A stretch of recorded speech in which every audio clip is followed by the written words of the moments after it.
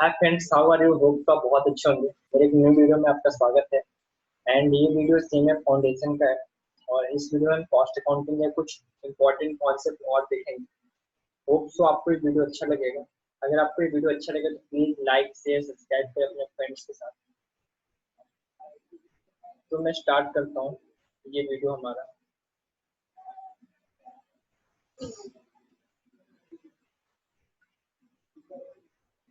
यहाँ आप देख सकते हो हमने काफी सारे कॉन्सेप्ट ऑलरेडी डिस्कस कर दिया था ना। दो कॉन्सेप्ट है यहाँ पे जो मैं स्किप कर रहा हूँ। Difference between cost accounting and financial accounting and difference between management accounting and cost accounting. ये जस्ट आपको रीड करना है, ऐसा कुछ है नहीं जो मैं आपको इन डिटेल्स आपको बताऊँ, इस कॉन्सेप्ट में आपको समझाऊँ। तो अभी हम कॉन्सेप्ट जो देख रहे हैं वो कॉस्ट अकाउंटिंग का है। एंड इस कॉन्सेप्ट में जो हम डिस्कस करेंगे वो scope and function of cost accountancy discuss करेंगे। आप सबको मैंने बताया था कॉस्ट अकाउंटेंसी में कॉस्टिंग इंक्लूड होता है, कॉस्टिंग प्लस कॉस्ट अकाउंटिंग।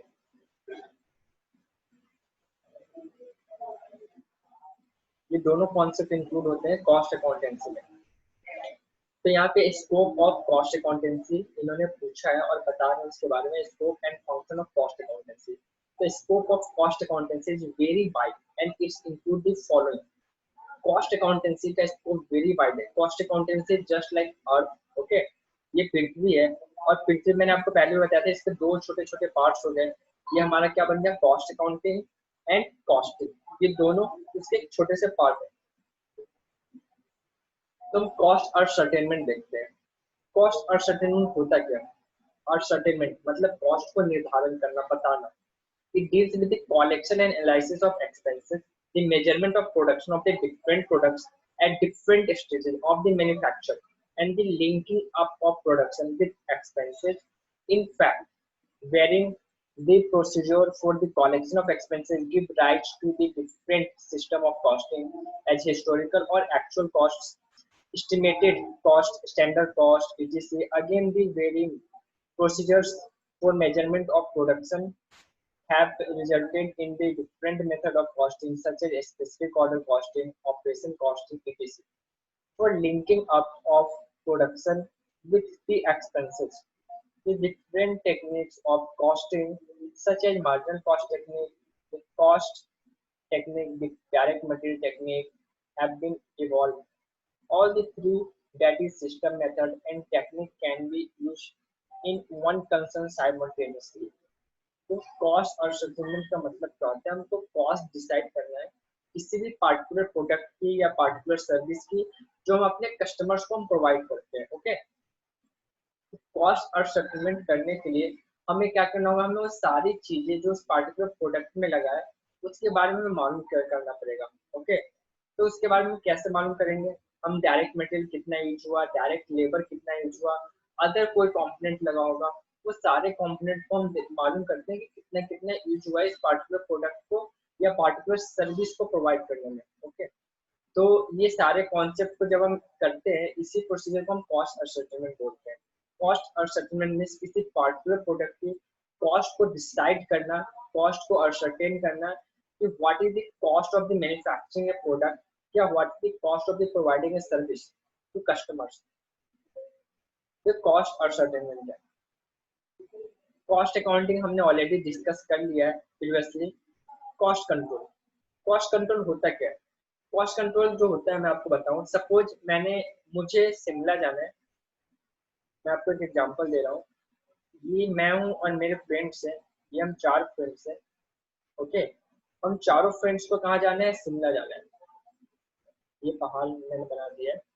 अब हमें कहाँ जाना है? शिमला जाना है। तो शिमला जाने का क्या तरीका हो सकते हैं? बहुत सारे तरीके हो सकते हैं जिससे हम शिमला में जा सकते हैं। मोर देन वन मेथड हो सकते हैं शिमला जाने के लिए। बट हमारा बजट क्या था शिमला जाने का? शिमला हमारा टारगेट था यार, हम 4 पर्सन है, 4000 पर पर्सन के हिसाब से 16000 में हम क्या करेंगे, हम शिमला से घूम के आ जाएंगे। ये हमारा बजट हो गया। हमारा बजट कितना का था? 16000। हम जब शिमला गए और घूम के आए तो जो हमारा खर्च हुआ, ओके, वो 14000 हो गया। यानी हम 2000 हमने कॉस्ट में क्या कर लिया? सेव कर लिया। ये जो कॉस्ट की जो सेविंग हुई 2000 की, हमारे बजट से जो भी हमने कॉस्ट में सेविंग किया, that is called cost control. और स्टैंडर्ड कॉस्टिंग जब आप पढ़ोगे इंटर लेवल पे एंड फाइनल लेवल पे, तो स्टैंडर्ड कॉस्टिंग एक टेक्निक है कॉस्ट कंट्रोल करने का। कॉस्ट कंट्रोल का मतलब जब भी हम बजट को अपने एक्चुअल खर्चे से कंपेरिजन करते हैं, that is called cost control. तो हम कॉस्ट कंट्रोल करते हैं। एंड एक और कॉन्सेप्ट आता है कॉस्ट रिडक्शन का। कॉस्ट रिडक्शन होता क्या है? अब सपोज हुआ क्या, हमने एक खर्च किया तो 2000 में कर लिया, ओके। बट अब जैसे अगर हम कार से जाते हैं, सपोज अगर अगर हम कार से जाते,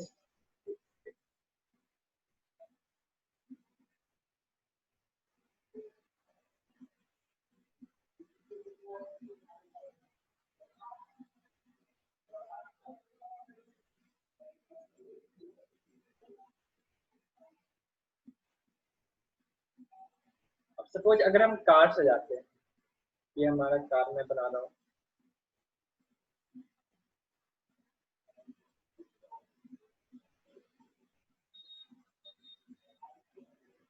ओके। अगर हम कार से जाते तो हमारा कॉस्ट क्या आता? अगर हम कार से जाते तो हमारा कॉस्ट आ जाता 4000। अब हमने क्या सोचा कि हमने पता किया बस वालों से कि भाई आप कितना लोगे। बस वाला हमें क्या बोलता है, हम आपको 3000 में हम आपको शिमला लेके चले जाएंगे। तो अब यहाँ पे जो हमने कॉस्ट को कम कर लिया 4000 से 3000 में, यानी हमने 1000 जो हमने कॉस्ट में कम किया, that is called cost reduction. Okay, cost reduction का मतलब होता है कि आपने अपने टारगेट से जो कॉस्ट में आपने कम किया है, उसको कम करने, सॉरी, कॉस्ट रिडक्शन में होता क्या है, उस प्रोडक्ट की क्वालिटी में हम कोई चेंजेस नहीं करते हैं, बट हम विदाउट क्वालिटी में चेंजेस किए हुए हम प्रोडक्ट की कॉस्ट को हम कम कर देते हैं।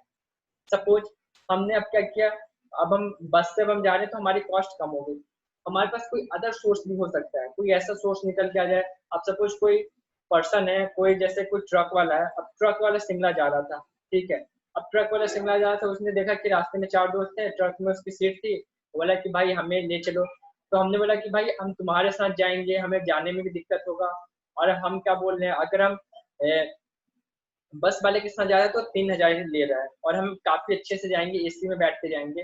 तो बोलता है भैया आप क्या करो, आप हमारे साथ चलो, हम आप हमें 3000 मत देना, 2000 दे देना, 1000 दे देना, कुछ भी कम कर सके वो हमें बोल सकता है।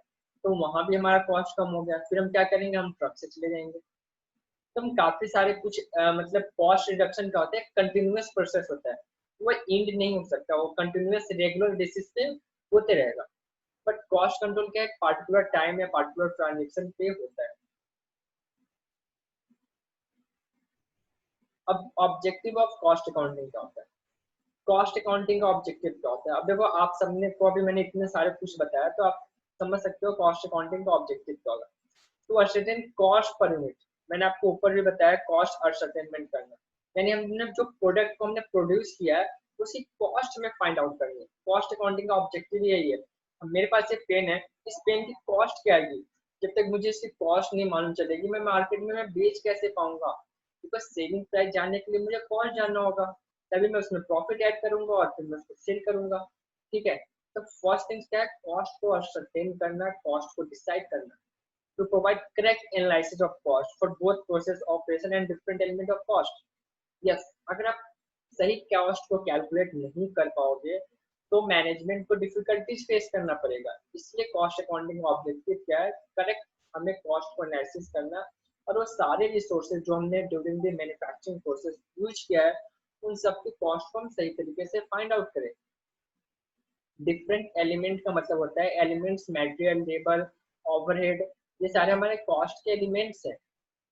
to, to disclose source for wastage where the material, time और expenses, मैंने आपको बताया कि हम क्या करते हैं, हम कंपेरिजन करते हैं जो हमारा स्टैंडर्ड था और जो हमारा एक्चुअल था।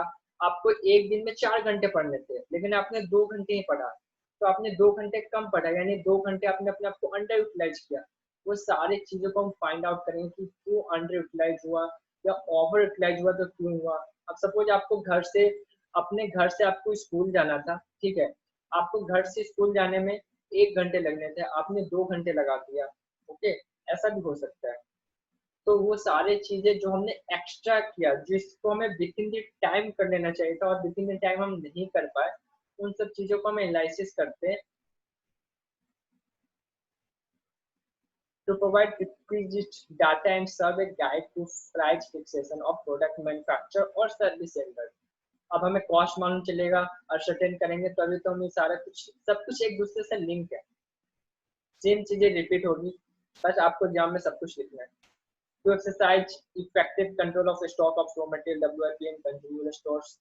अब देखो जो भी हमने रॉ मटेरियल परचेज किया है, तो रॉ मटेरियल हम उतनी क्वांटिटी परचेज करेंगे जितना हमारे पास रिक्वायरमेंट होगा, बिकॉज अगर हमने एक्सेस परचेज कर लिया तो हमारा रॉ मटेरियल का वेस्टेज हो सकता है, और जो हमारी वेस्टेज होगी तो क्या होगी, प्रोडक्ट की कॉस्ट इंक्रीज होगी।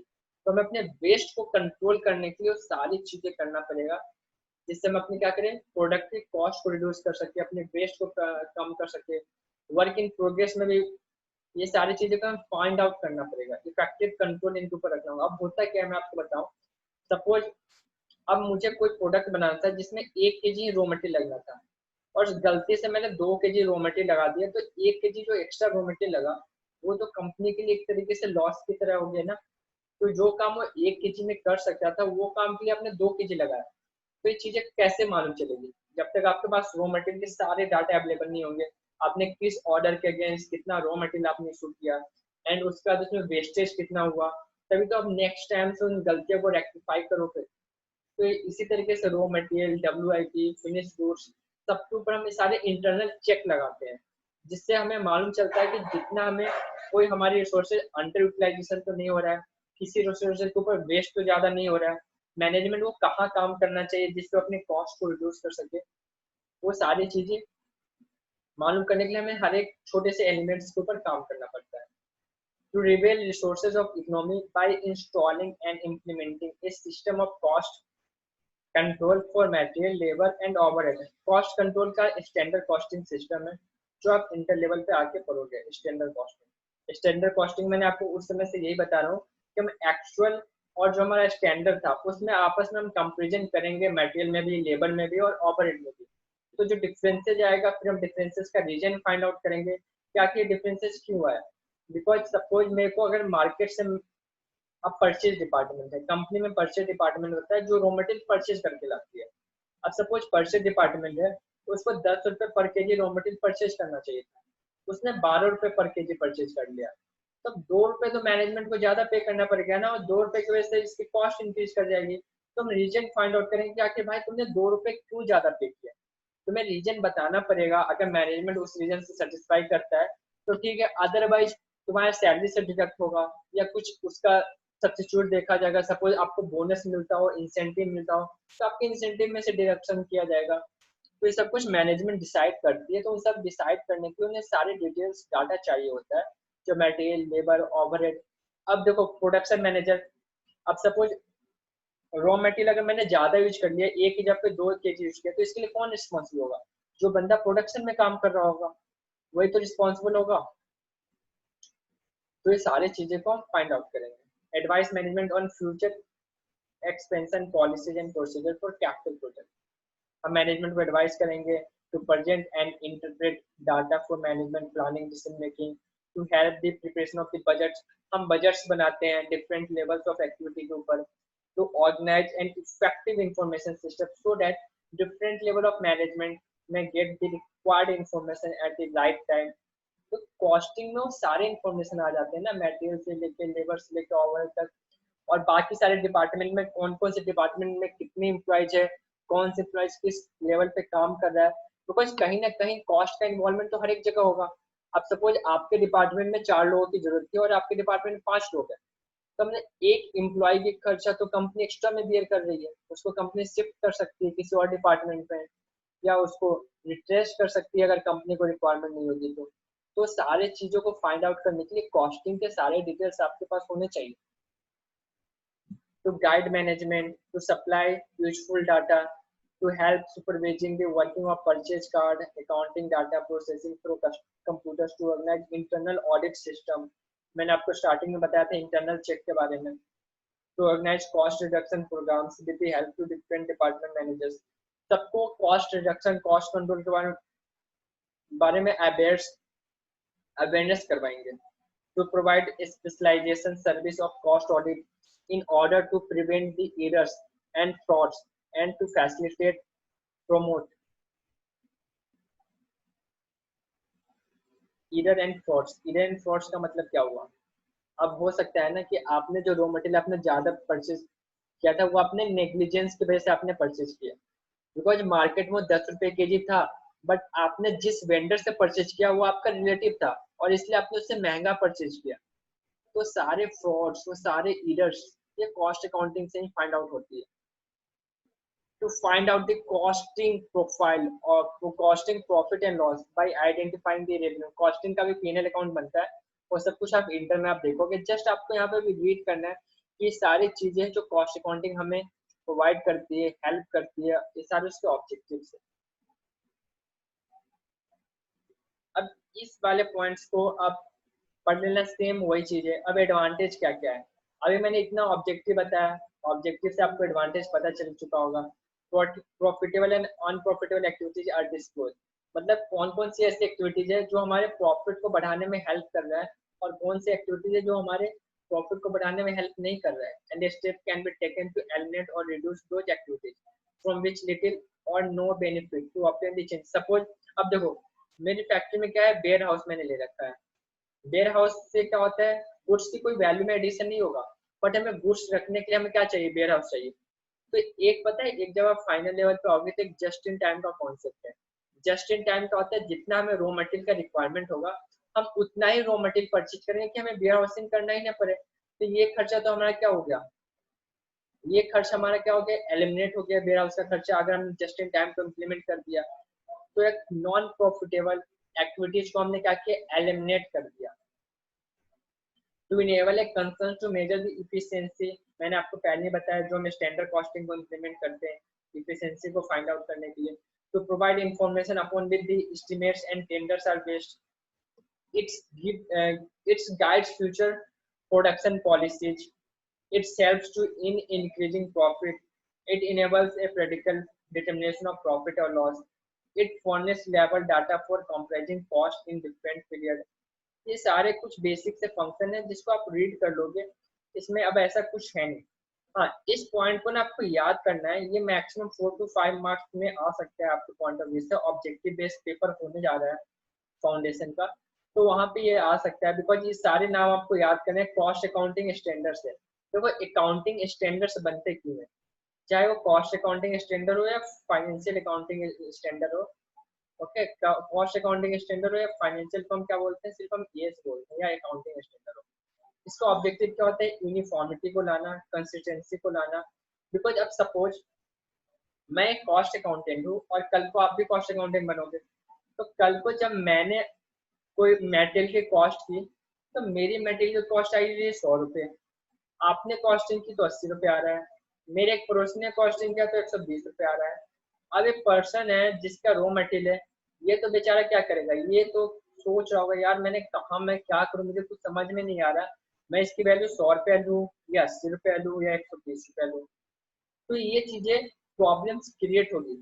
तो इसलिए इंस्टीट्यूट ने क्या किया, कॉस्ट अकाउंटिंग स्टैंडर्ड्स बना दिया। इन्होंने बोला कि भाई जो भी लोग मटेरियल की कॉस्टिंग करेंगे उनको कॉस्ट अकाउंटिंग स्टैंडर्ड 6 के अकॉर्डिंग ही मटेरियल की कॉस्टिंग करनी है। तो इससे होगा क्या, मेरी भी कॉस्टिंग 100 रुपये आएगी, इनकी भी कॉस्टिंग 100 रुपये आएगी और इनकी भी कॉस्टिंग 100 रुपये आएगी, और ये पर्सन को कंफ्यूजन भी नहीं होगा। ये इसका ऑब्जेक्टिव है कॉस्ट अकाउंटिंग स्टैंडर्ड्स का। तो इसलिए आपको ये सारे नाम याद करने, कॉस्ट अकाउंटिंग स्टैंडर्ड्स। अब ये कंट्रोलिंग ये सब कुछ मैंने ऑलरेडी बता दिया है, मैंने इतने सारे एग्जांपल्स दे दिए हैं, वो सारे एग्जांपल्स के थ्रू आप जब इस टॉपिक को पढ़ोगे तो आपको समझ में आएगा। एक good system of cost accounting self management in the following वे। अब तो गुड सिस्टम से क्या होगा, मैंने आपको पहले ही बताया, गुड सिस्टम होगी तो मटेरियल, लेबर और ओवरहेड के कॉस्ट के ऊपर हम कंट्रोल कर सकते हैं। ओके, बिकॉज हमारा कितना मटेरियल यूटिलाइज हो रहा है और कितना होना चाहिए, कितना हमें मटेरियल लगाना था और कितना हमने लगाया है, कितना लेबर की रिक्वायरमेंट थी और कितना लेबर उस पार्टिकुलर वर्क के लिए लगा, वो सारे डिटेल्स हम कॉस्टिंग डाटा को देख के मैनेजमेंट एनालिसिस कर सकती है और उसके ऊपर काम कर सकती है। कंट्रोल तभी तो कर पाएगी जब उसके पास डाटा होगा। बिजनेस पॉलिसीज, ये ऑलरेडी मैंने आपको स्टार्टिंग में जियो का एग्जांपल दिया था, जिसमें बिजनेस पॉलिसी डेवलप किया जियो ने।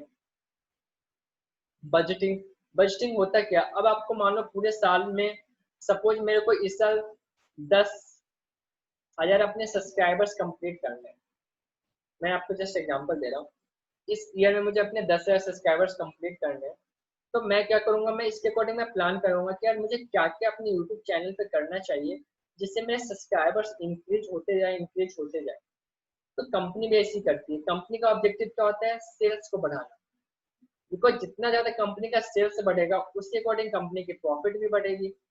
तो प्रॉफिट बढ़ाने के लिए हमें सेल्स बढ़ाना होगा, और सेल्स ऐसी तो बढ़ेगी नहीं, हमें उसके लिए प्रॉपर प्लानिंग करना होगा सेल्स बढ़ाने के लिए। तो जब हमारी सेल्स बढ़ेगी तो क्या बढ़ेगा, हमारे मटेरियल के कंजम्पशन बढ़ेगा, हमारा लेबर, ओवरहेड, हमारे सारे एक्सपेंसेस भी बढ़ेंगे। ठीक है, तो इस सारे चीजों को हम क्या करते हैं, एनालिसिस करते हैं कि अगर हम सेल्स अगर हम 10,000 यूनिट करते हैं तो इस अकॉर्डिंग हमारी कॉस्ट कितनी आएगी। हम अगर 20,000 यूनिट अगर मैन्युफैक्चर करते हैं तो हमारी कॉस्ट कितनी आएगी। मतलब हम अलग अलग लेवल पे हम चेक करेंगे कि हमारी कॉस्ट कितनी आ रही है, और जिस लेवल पे हमें ज्यादा प्रॉफिट मिलेगा वो लेवल का हमारा क्या होगा, हमारा टारगेट होगा। तो ये सारी चीजें कैसे होती है, ये सारी चीजें बजट के थ्रू पॉसिबल होती है। कंपनी अपने आप fix budget, flexible budget, functional budget, cash budget सब कुछ बनाती है। तो सब कुछ आप इंटर में आपको पढ़ने को मिलेगा, यहाँ जस्ट आपको रीड करना है। इसलिए मैं आपको ना सारे कॉन्सेप्ट के बारे में बता रहा हूँ, जिससे जब आप ये कॉन्सेप्ट को आप रीड करोगे तो सब कुछ आपके दिमाग में जाएगा, बिकॉज ये सारे यही कॉन्सेप्ट है। Standard for measuring efficiency. अब आपको इफिशिएंसी मेजर करने के लिए स्टैंडर्ड बनाना होगा। आप स्टैंडर्ड कैसे बना सकते हो, अब सपोज मैं आपको बताऊं स्टैंडर्ड आप कैसे बनाते हो। अब मैं दिल्ली की बात करता हूँ। अब दिल्ली में क्या है, मैं लक्ष्मी नगर में रहता हूँ, ओके। और मुझे कहाँ जाना है, मुझे सीपी जाना है, मुझे कनॉट प्लेस जाना है। दिल्ली में एक प्लेस है कनॉट प्लेस। अब मुझे लक्ष्मी नगर से सीपी जाने में, मुझे मेट्रो से जाऊं तो मुझे एवरीडे 30 मिनट्स लग ही जाते हैं। कभी 30 मिनट्स लग गया, कभी 35 लग गया, कभी 40 लग गया, ओके।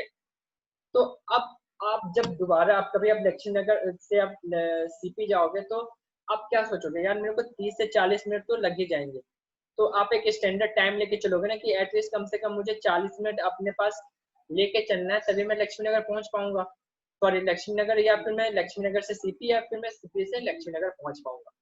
तो ये 40 मिनट जो आपने अपना लिया, ये आपका स्टैंडर्ड हो गया कि आपको 40 मिनट में पहुंचना है। बट कुछ भी रीजन हो सकता है कि रास्ते में कभी कभी मेट्रो स्टॉप कर जाती है 10 मिनट के लिए, या कोई और रीजन हो गया, आप मेट्रो स्टेशन पे तो गए लेकिन मेट्रो ही 10 मिनट लेट से आ रही है, या कोई अदर रीजन हो सकते हैं जिसके वजह से। तो ये सारा कुछ आप क्या करोगे, फाइंड आउट करने के लिए आपने स्टैंडर्ड फिक्स किया। कंपनी भी यही करती है, कंपनी भी देखती है यार एक यूनिट बनाने के लिए पहले मुझे 1 kg रॉ मटेरियल लगा, फिर 1.5 kg लगा, फिर क्या हुआ 900 ग्राम में बन गया। तो ऐसे बहुत सारे होंगे, तो कंपनी क्या करेगी, इसका एक एवरेज निकालेगी, यार कम से कम तो मुझे 1 kg तो रॉ मटेरियल चाहिए इस पार्टिकुलर गुड्स को बनाने में। तो कंपनी ने स्टैंडर्ड कितना फिक्स कर दिया, 1 kg। अब कोई पर्सन 1.2 kg में बनाएगा तो कंपनी ने एक्स्ट्रा रॉ मटेरियल पर खर्च किया, वो प्रोडक्ट 1 kg में बनना चाहिए था, लेकिन उसके लिए आपने 1.2 kg लगा दिया, यानी 1 kg 200 ग्राम। तो कंपनी का 200 ग्राम एक्स्ट्रा लग गया, एक्स्ट्रा लगने से कंपनी की कॉस्ट बढ़ गई। ये सारी चीजें जब हम स्टैंडर्ड को फिक्स करेंगे तभी हमें मालूम चलेगा। Best use of limited resources. अब best use of limited resources कैसे होता है, सपोज मैं आपकी डेली लाइफ में बताऊं, अगर आपके पास 2 घंटे हैं, 2 घंटे हैं, 2 घंटे हैं आपके पास दो ऑप्शन है। या तो मूवी देखने आप जा सकते हो, ओके, या फिर आप कहीं और जाना चाहते हो, सपोज आप अपने किसी फ्रेंड से मिलने जाते हो, या फिर आपके पास कोई और ऑप्शन भी हो सकता है, अदर ऑप्शन भी आपके पास हो सकता है। तो आप अपने 2 आवर्स को यूटिलाइज करने के लिए आप बेस्ट अपॉर्चुनिटी देखते हो कि यार इन सब में से कहाँ जाना मेरे लिए ज्यादा अच्छा रहेगा, उस अकॉर्डिंग आप डिसाइड करते हो। तो कंपनी क्या करती है, अब मान लो कंपनी के पास 2 kg रॉ मटेरियल है, ठीक है। अब सपोज 2 kg रॉ मटेरियल से एक प्रोडक्ट में बना रहा हूँ जो मैं 100 रुपए का बेच पाऊंगा, एक प्रोडक्ट में बना रहा हूँ 200 का बिकेगा, और एक प्रोडक्ट बना रहा हूँ मैं 50 रुपए का बिकेगा, ठीक है। इसको मैं प्रॉफिट में कन्वर्ट कर देता हूँ, कॉस्ट में। अगर मैं 2 kg से बनाता हूँ तो एक प्रोडक्ट में 100 रुपए का प्रॉफिट आएगा एक में। तो आप क्या करोगे, अब 2 kg को आप कहाँ यूज करोगे, मैं तो 100 रुपए वाले पे यूज करूंगा। बिकॉज वही 2 kg से मैं 50 रुपये प्रॉफिट अर्न करूंगा और वही 2 kg से मैं 100 रुपये प्रॉफिट अर्न करूंगा, तो मैं 50 वाला क्यों बनाऊंगा? मैं 200 वाला बनाऊंगा ना, सॉरी 100 वाला नहीं, 200 वाला मैं बनाऊंगा ना, जो मुझे ज्यादा प्रॉफिट देगा। तो best use of limited resources तो हम ऐसे ही करेंगे। इंस्ट्रूमेंट ऑफ मैनेजमेंट कंट्रोल, ये सारे इंस्ट्रूमेंट ही है। कॉस्ट ऑडिट होता है, एक कुछ सर्टेन क्लास ऑफ कंपनीज है जिनके ऊपर कॉस्ट रिकॉर्ड्स एप्लीकेबल होते हैं, उनके कॉस्ट रिकॉर्ड्स का ऑडिट होता है। प्राइस डिटर्मिनेशन मैंने ऑलरेडी स्टार्टिंग में बता दिया आपको। एक्सपेंशन, हम अपने बिजनेस को कैसे एक्सपेंड करेंगे उसके लिए भी हम पॉलिसी डेवलप करेंगे कंपनी के लिए, एक्सपेंशन कैसे कर सकते हैं अपने बिजनेस को। Characteristic of the ideal costing system, अब कॉस्टिंग सिस्टम के कॉस्टिंग के प्रिंसिपल्स आप अपने फैक्ट्रीज के लिए आप बनाओगे। ओके, तो ये सारे कॉन्सेप्ट है, अब जस्ट आप इसको रीड कर लेना। नेक्स्ट वीडियो हम क्लासिफिकेशन ऑफ कॉस्ट देखेंगे।